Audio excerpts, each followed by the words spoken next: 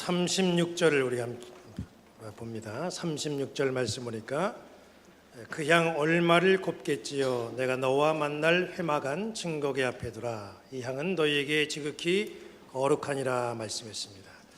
하나님은 모세에게 향을 만들어서 예배에 사용하라 그렇게 말씀을 주십니다.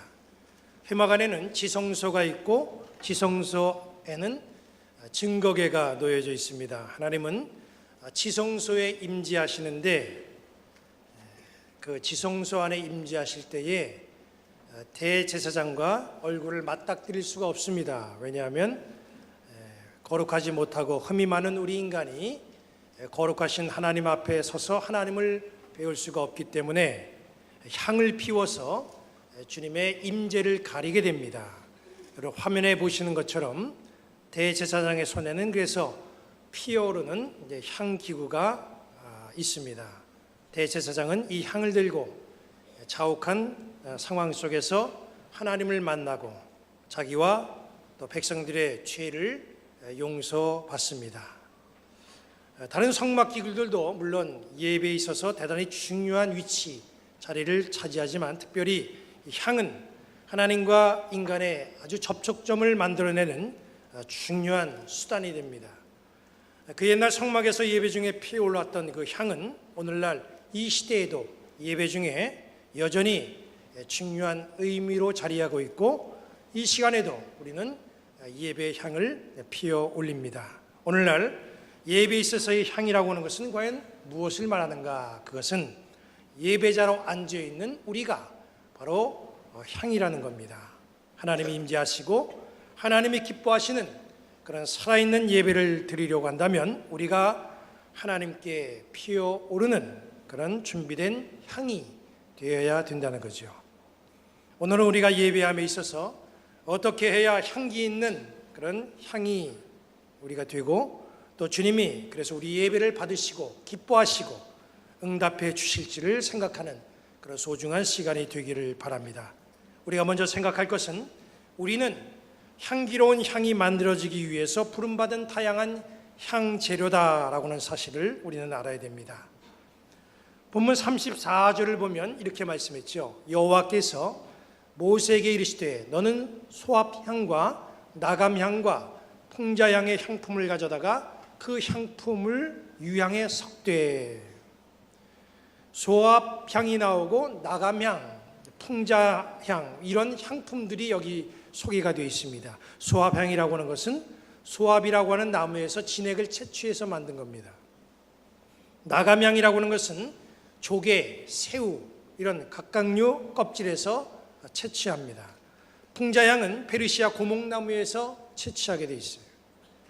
유향은 다른 향품에 비해서 비교적 좀 흔한 것으로 알려져 있지만 이것도 유향나무에서 그렇게 채취가 됩니다. 성소 안에서 피워져야 될 향은 이렇게 다양한 재료에 의해서 향이 만들어진다는 것이죠. 여기 보면 비교적 구하기 쉬운 향 재료도 있고 또 어떤 것은 구하기 힘든 값진 향 재료들도 있습니다. 이런 것들이 다 어우러져서 향을 만들기 위해 필요한 재료라는 거예요.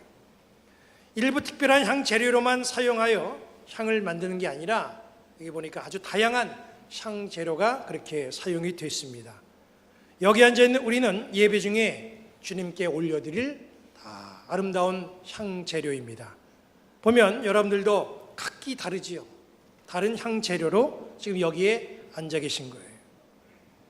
믿는 사람들 중에는 간혹 잘못된 생각을 가진 분들이 있어요. 하나님께 향기로운 향이 만들어지려면 적어도 나 정도는 되는 그런 재료가 되지 않겠느냐 이런 우월의식을 가진 사람들도 있습니다. 초대교회 당시에 고린도 교회가 바로 그런 모습이었어요. 고린도전서 12장 12절부터 20절은 이렇게 말씀합니다. 몸은 한 지체뿐만 아니요 여럿이니 만일 발이 이르되 나는 손이 아니니 몸에 붙지 아니하였다 할지라도 이로써 몸에 붙지 아니한 것이 아니요 또 귀가 이르되 나는 눈이 아니니 몸에 붙지 아니하였다 할지라도 이로써 몸에 붙지 아니한 것이 아니니 만일 온 몸이 눈이면 듣는 곳은 어디며 온 몸이 듣는 곳이면 냄새 맡는 곳은 어디냐. 그러나 이제 하나님이 그 원하시는 대로 지체를 각각 몸에 두셨으니 만일 다 한 지체뿐이면 몸은 어디랴? 이제 지체는 많으나 몸은 하나라. 고린도 교회 이 말씀이 주어진 이유는 발은 발대로 손은 손대로 눈은 눈대로 자기가 우월하다 그렇게 주장하기 때문입니다. 자기만이 가장 소중한 향재료이고 다른 사람들에 대해서는 무시하는 그런 모습이 이 고린도 교회 안에 나타나고 있다는 거예요. 그 당시 사회는 노예 제도가 인정된 사회였습니다. 그러다 보니까 교회 안에는 주인과 노예가 함께 예배합니다. 빈부의 차도 심했습니다. 그러다 보니까 교회 안에는 부를 과시하는 교인들이 있고 주눅이 들어있는 교인들도 있습니다. 은사에 대한 경쟁도 심합니다. 방언, 예언, 가르침, 병 고치는 은사, 이런 은사들을 하나님께서 고린도 교회에 허락했는데 이 은사를 받은 자들이 서로 자기가 받은 은사가 최고다 그렇게 우쭐댑니다. 교회의 구성원은 모두가 다 하나님께 요긴한 향재료입니다. 다 필요한 존재들입니다. 여기 앉아있는 우리 모두는 다 요긴한 향재료라고 하는 사실을 인정할 줄 알아야 됩니다. 그래서 우리가 함께 어우러져서 하나님 앞에 예배를 통하여 향기로운 향을 피워 올리는 데 쓰임받는 그런 성도들이 되어야 될 줄로 믿습니다. 그 다음에 우리가 생각해야 될 부분이 뭐냐 하면 하나님께 올려드리는 향기로운 향은 바로 균형 있는 배합으로 만들어진다는 거지요.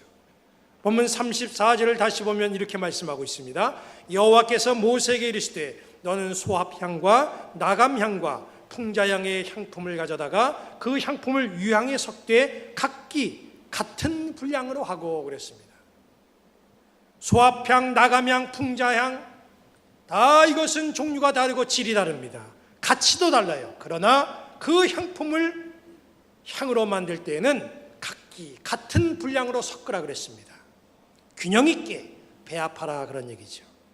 하나님께 피워드려야 될 향은 같은 분량의 재료가 배합돼서 만들어야 되죠. 어떤 향재료는 많이 사용하고 어떤 재료는 적게 사용하는 그런 모습이 나타나서는 안 된다는 거예요. 똑같은 분량으로 배합이 이루어져야 됩니다.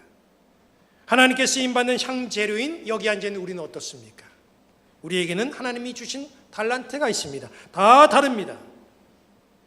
우리 교회에는 기관과 부서들이 여럿 있죠.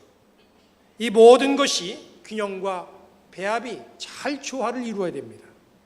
주님의 몸 된 교회는 우리가 헌신하는 그런 여러 가지 분야에서 아름답게 만들어져 가는데 그 기능이 너무나 다양하지요. 교회학교 교사로, 어떤 사람은 성가대 대원으로, 어떤 사람은 차량 운행하면서, 주차 관리하면서, 전도대로, 중보기도자로 우리 교회 카페에서 함께 커피를 타드리는 그런 봉사로, 또 새 가족을 책임지는 그런 헌신자들로 우리는 다양한 분야에서 하나님 앞에 충성하며 향재료로서의 역할을 감당을 하고 있습니다. 중요한 건 이 우리의 모든 수고와 모든 헌신이 골고루 분량대로 잘 배합을 이루어져야 된다는 거예요.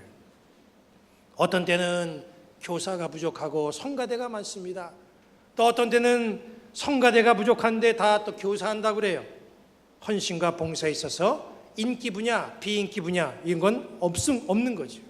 해마다 연말이 되면 우리는 하나님 앞에 지혜를 구하면서 기도해야 될 기도의 제목이 있는데 그것이 뭐냐 하면 하나님께서 나에게 주신 이 향재료를 이 하나님의 몸된 거룩한 교회에서 잘 배합시킬 수 있는, 그래서 아름다운 향을 만들어낼 수 있는 그런 지혜를 주옵소서, 이렇게 여러분들이 기도해야 될 줄로 믿습니다. 약한 부분은 채워가고 균형 있게 교회의 덕을 세우는 그런 헌신자들이 되시기를 우리 주님의 이름으로 간절히 축원합니다. 그래야 향기 있는 향이 만들어지고 그것이 주님을 향하여서 아름답게 피어 오를 수가 있다는 거예요. 마지막으로 우리가 생각해야 될 부분이 뭐냐 하면 우리가 향재료로서 균형 있는 배합을 통해 향을 만들었다고 한다면 그 향은 하나님께만 사용되어져야 된다는 거예요. 본문 37절 38절은 이렇게 말씀합니다. 내가 여호와를 위하여 만들 향은 거룩한 것이니 너희를 위하여는 그 방법대로 만들지 말라. 냄새를 맡으려면 이 같은 것을 만드는 모든 자는 그 백성 중에서 끊어지리라 그랬습니다. 다양한 재료, 골고루 배합된 균형 있는 그런 향, 바로 이것이 바로 향기로운 향이 된다는 거지요. 중요한 건 그렇게 만들어진 그 향, 이것은 나를 위한 게 아니라 하나님을 위한 거라는 거예요. 오직 하나님의 영광만을 위해서 이 향이 사용되어져야 된다는 거예요. 하나님을 위해서 만들어야 될 향, 자기를 위해서 만들고 자기를 위해서 사용한다고 한다면 그 사람은 하나님에게서 끊어진다. 그렇게 말씀이 증거하고 있습니다. 38절에 어떻게 말씀합니까? 냄새를 맡으려고 이 같은 것을 만드는 모든 자는 그 백성 중에서 끊어지리라. 하나님을 위해서 만들어진 향을 교만과 욕망에 사로잡혀서 냄새 맡으려고 누구든지 거기에 다가가서 그 향을 맡을 수 없다는 거예요. 우리가 구약에 나와 있는 사무엘, 사울, 그들의 차이점이 뭡니까? 사무엘은 블레셋을 물리친 다음에 하나님을 위해서 에베넷을 도움의 돌이라고 하는 기념비를 세웠습니다. 그런데 사울은 아말렉을 물리치고 자기를 위해서 기념비를 세웠다고 했습니다. 모든 영광 하나님 앞에 돌려야 되는데 그렇지 아니하고 그 중에 일부나 전부를 자기가 차지하려고 하면 그것은 하나님에게서 끊쳐진다, 그런 얘기입니다. 각자가 가진 향재료 잘 배합하고 균형을 잘 이루어서 하나님이 흠양하실 아름다운 향을 만들어내고 그 향을 하나님을 향해서 피어 올리는 그런 거룩한 헌신자들이 되시기를 주님의 이름으로 간절히 축원합니다. 이 시간 각자 생각해 보시기 바랍니다. 나는 주님의 몸된 교회에서 어떤 향재료로 내가 부름을 받았는가? 나는 내 향재료로 어떻게 조화를 이루고 어떻게 우리 교회 안에서 균형을 이루며 다른 지체들과 잘 유대관계를 맺고 있는지를 생각해 보시기를 바랍니다.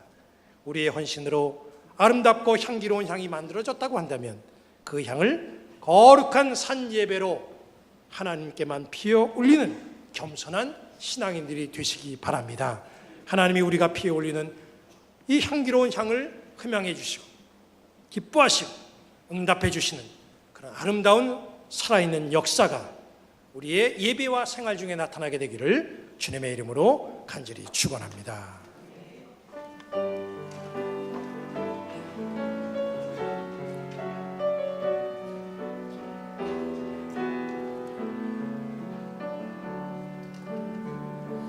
주님 내가 여기 있사오니 나를 보내소서.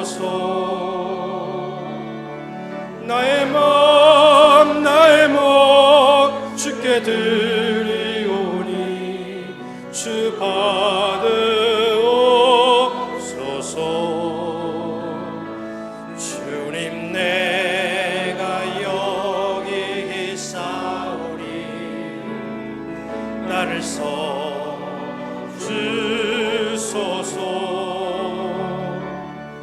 가진 것 모두 다 주께 드리오니 주 받으옵소서.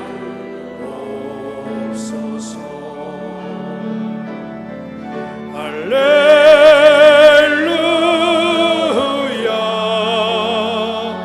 할렐루야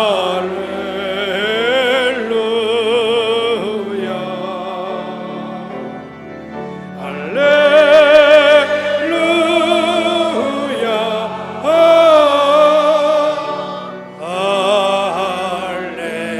할렐루야. 나를 받으옵소서.